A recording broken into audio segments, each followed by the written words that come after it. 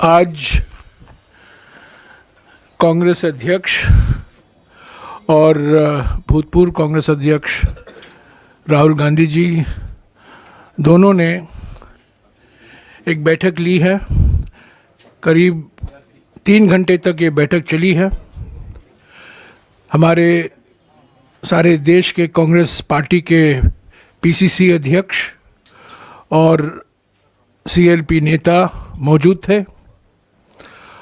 2024 के लोकसभा चुनाव की जो तैयारी हो रही है उसके बारे में चर्चा हुई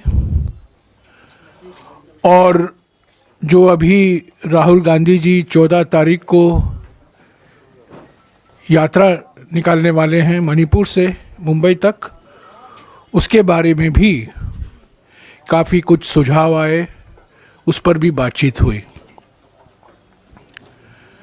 यही 2 मुद्दे थे आज के एजेंडा पर और मैं कहना चाहता हूं कि बहुत सारे सुझाव आए हैं। शंखनाद तो नागपुर में हुआ था 28 दिसंबर को, है तैयार हमारी जो रैली थी नागपुर में वो शंखनाद था 2024 के लोकसभा चुनाव के लिए। उसको आगे लेते हुए आज का बैठक का आयोजन किया गया और 14 तारीख को यात्रा भी शुरू होगी। आपको याद है कि सितंबर 2022 से लेकर जनवरी 2023 तक 4000 किलोमीटर लंबा भारत जोड़ो यात्रा राहुल जी के नेतृत्व में निकाला गया था, कन्याकुमारी से लेकर कश्मीर तक। ये हमारे देश की राजनीति के लिए एक परिवर्तनकारी पद यात्रा निकला। देश की राजनीति में भारी बदलाव आई, माहौल बदला। कांग्रेस पार्टी संगठन में एक नई जान आई, हमारे कार्यकर्ताओं में नई ऊर्जा देखने को मिला, नई एकजुटता अलग अलग राज्यों में देखने को मिला। और हम कह सकते हैं कि हमारे लंबे इतिहास में, हमारे पार्टी के लंबे इतिहास में और हमारे देश के इतिहास में भी भारत जोड़ो यात्रा एक मील का पत्थर साबित हुआ। आज सभी लोगों ने उसी का जिक्र किया। भारत जोड़ो यात्रा के संदर्भ में, भारत जोड़ो यात्रा के दौरान जो मुद्दे राहुल जी ने उठाए थे, आर्थिक विषमताओं को लेकर, सामाजिक ध्रुवीकरण को लेकर और राजनीतिक तानाशाही को लेकर, ये 3 बड़े मुद्दे थे जो करीब 145 दिन राहुल जी 12 राज्यों में और 2 केंद्र शासित प्रदेशों में इसी का उन्होंने जिक्र किया। आज सभी पीसीसी अध्यक्ष और हमारे सबसे महत्वपूर्ण बात है हमारे कांग्रेस अध्यक्ष भी इस भारत जोड़ो यात्रा का जो संदेशा था, जो पैगाम था, जो मकसद था, उस पर फिर जोर दिया, बल दिया और सभी के भावनाओं को मद्देनज़र रखते हुए और आज जो बातचीत हुई, सारे पीसीसी अध्यक्ष और सीएलपी लीडर की ओर से जो सुझाव आए थे उसको मद्देनज़र रखते हुए ये निर्णय लिया गया आज की बैठक में कि ये भारत जोड़ो न्याय यात्रा होगा। भारत जोड़ो न्याय यात्रा न्याय तो मकसद ही है। हमारे संविधान के प्रस्तावना में शुरुआत ही सामाजिक, आर्थिक और राजनीतिक न्याय से होता है। हमारे संविधान के जो 4 स्तंभ हैं, प्रस्तावना के जो 4 स्तंभ हैं, पहला स्तंभ ही न्याय है, दूसरा है स्वतंत्रता, तीसरा है समता और चौथा है बंधुता। जस्टिस, लिबर्टी, इक्वालिटी, फ्रेटर्निटी, यही 4 स्तंभ हैं हमारे संविधान के प्रस्तावना में, प्रीएम्बल में। तो इन सब को मद्देनजर रखते हुए सर्वसम्मति से यह निर्णय लिया गया कि भारत जोड़ो यात्रा से जो हमने सफलता हासिल की थी, भारत जोड़ो यात्रा का जो असर न केवल हमारे संगठन पर परंतु हमारे देश की राजनीति पर पड़ा, उसको हमें भूलना नहीं चाहिए, उसको आगे ले चलना चाहिए। इसलिए इस यात्रा का नाम भारत जोड़ो न्याय यात्रा होगा। न्याय तो मकसद ही है, सामाजिक न्याय, आर्थिक न्याय और राजनीतिक न्याय। और इस न्याय, ये सिर्फ शब्द का खेल नहीं है।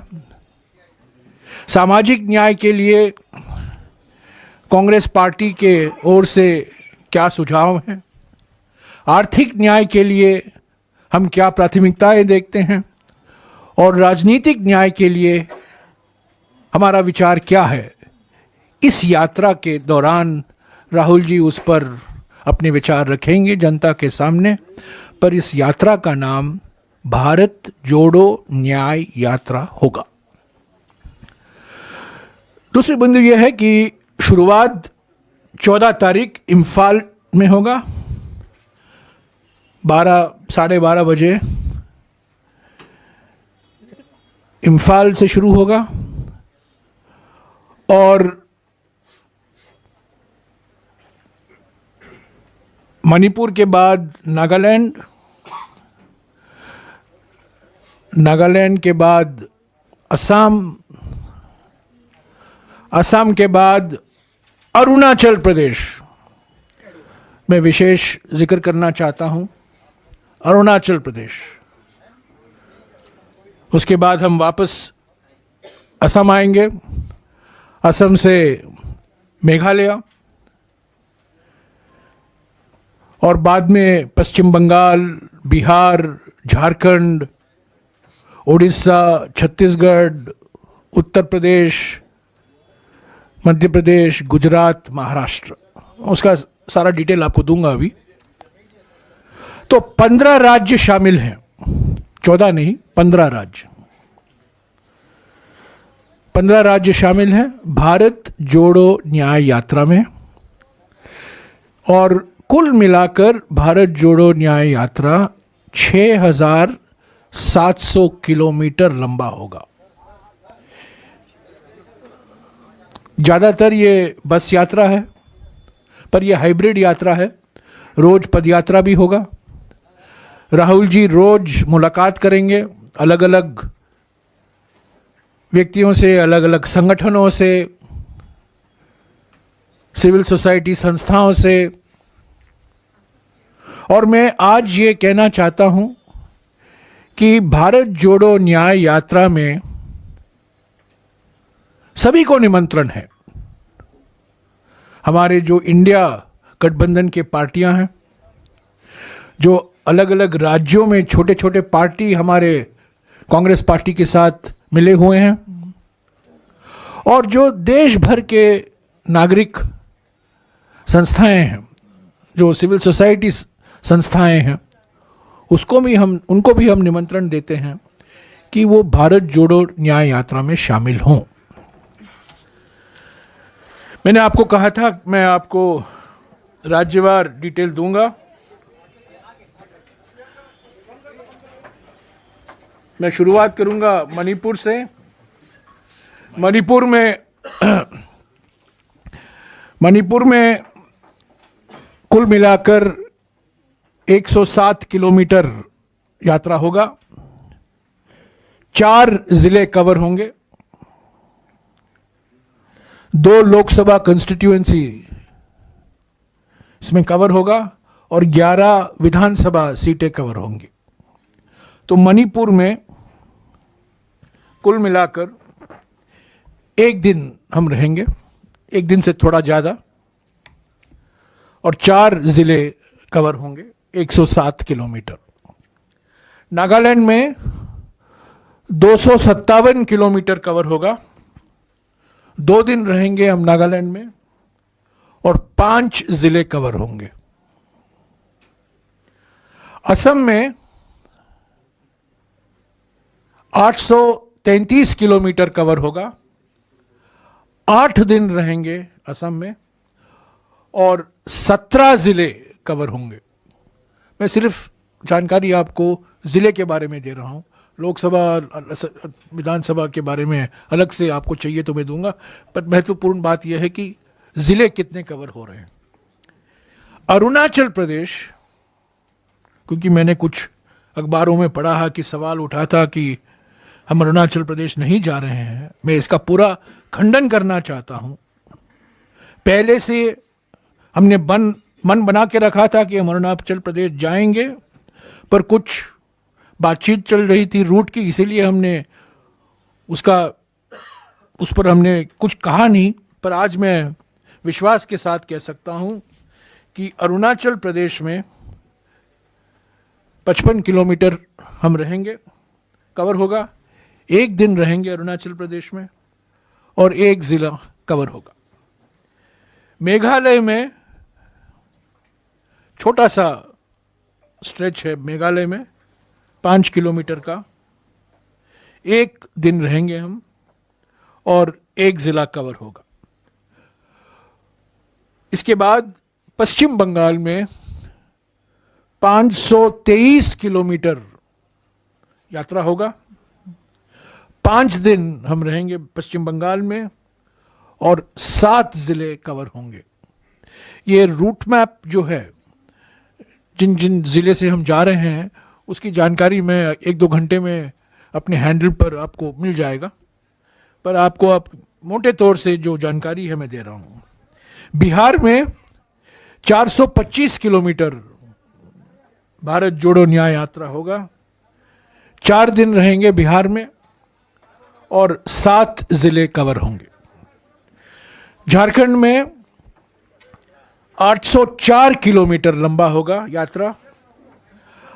8 दिन रहेंगे झारखंड में और 13 जिले कवर होंगे।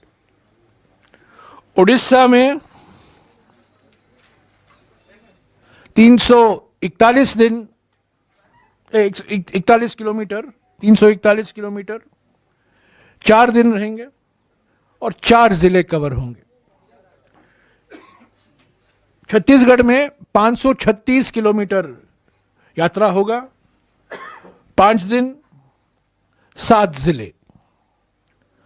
उत्तर प्रदेश सबसे लंबा समय उत्तर प्रदेश में यात्रा होगा। उत्तर प्रदेश में 1074 किलोमीटर यात्रा होगा।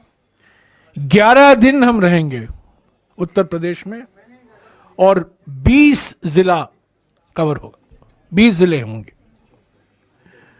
मध्य प्रदेश में 698 किलोमीटर, 7 दिन और 9 जिले। राजस्थान में 128 किलोमीटर,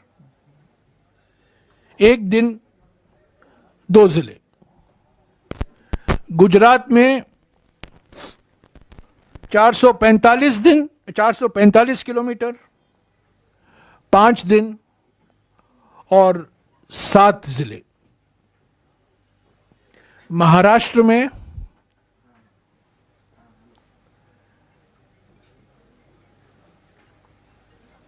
करीब 480 किलोमीटर, 5 दिन और 6 जिले। तो कुल मिलाकर, सबको मिलाकर 6,713 किलोमीटर लंबा होगा भारत जोड़ो न्याय यात्रा। करीब 67 दिन का यात्रा होगा। 14 जनवरी से लेकर 20 मार्च तक। ये 20-21 हो सकता है, 1-2 दिन यहाँ वहाँ हो सकता है, पर मोटे तौर से ये मानकर चलिए कि शुरुआत 14 तारीख को तो ज़रूर होगा। मुंबई में 20 या 21 हो सकता है। और कुल मिलाकर 110 ज़िले कवर होंगे। 110 ज़िले कवर होंगे। और मैं मोटे तौर से आपको बता दूं कि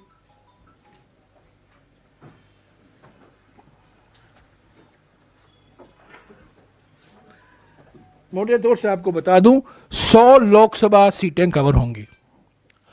100 लोकसभा सीटें और 337 विधानसभा सीटें कवर होंगी। 15 राज्य, 6,713 किलोमीटर, 100 लोकसभा कंस्टिट्यूएंसी, 337 विधानसभा कंस्टिट्यूएंसी, 67 दिन, 110 जिले, अरुणाचल प्रदेश भी शामिल।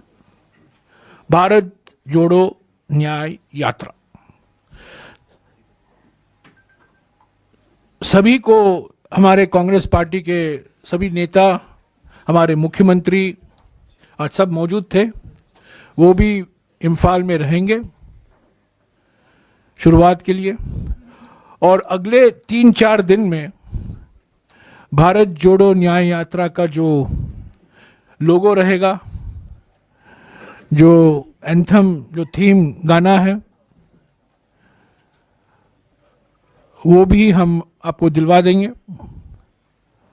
और मैं समझता हूं कि जैसा कि 2023 में और 2022 में भारत जोड़ो यात्रा इतना प्रभावशाली निकला, परिवर्तनकारी निकला, उसी तरह भारत जोड़ो न्याय यात्रा भी हमारे देश के लिए एक परिवर्तनकारी यात्रा निकलेगा। अगर आपके कुछ सवाल हैं, I've said it for the last 35 minutes in Hindi. I'll answer it in Hindi. Let me just summarize what I said in English. The discussion today was with the Congress PCC presidents and CLP leaders, and there were 2 items on the agenda. One, preparations for the 2024 Lok Sabha election, and 2, the finalization of the route for the yatra that was announced that Mr. Rahul Gandhi would lead beginning on the 14th of January from Manipur. All members who attended the almost 3-hour meeting today, including the Congress President, Shri Mallikarjun Kharge ji, were of the unanimous view that the success of the Bharat Jodo Yatra had led to Bharat Jodo Yatra becoming a brand in its own right. It had got embedded in the minds of people, and we should not lose the value of the Bharat Jodo Yatra. The Nyay